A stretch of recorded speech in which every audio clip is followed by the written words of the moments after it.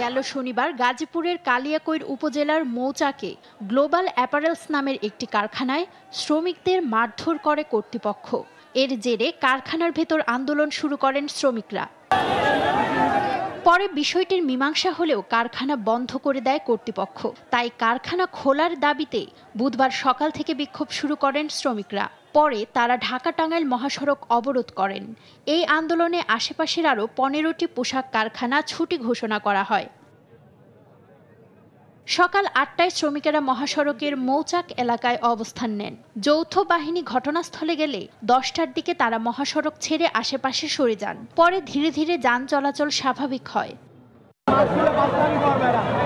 এদিকে গাজীপুরের টঙ্গীর হোসেন মার্কেট এলাকায় একটি পোশাক তৈরির কারখানায় শ্রমিকদের 1 মাসের বেতন বকেয়া রয়েছে। বেতন ও ঈদ বোনাসের দাবিতে মঙ্গলবার সকাল 7টা থেকে বিক্ষোভ শুরু করেন শ্রমিকরা। এক পর্যায়ে মহাসড়ক অবরোধ করেন তারা।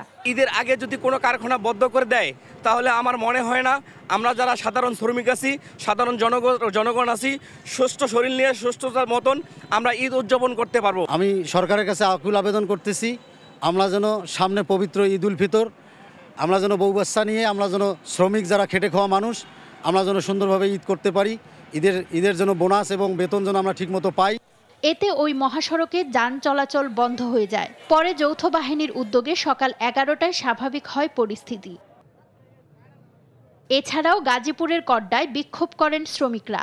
অবরোধ করেন ঢাকা-ময়মনসিংহ মহাসড়ক। পরে দুপুর 1টায় পরিস্থিতি নিয়ন্ত্রণে আনে যৌথ বাহিনী। নিউজ ডেস্ক, দেশ টিভি।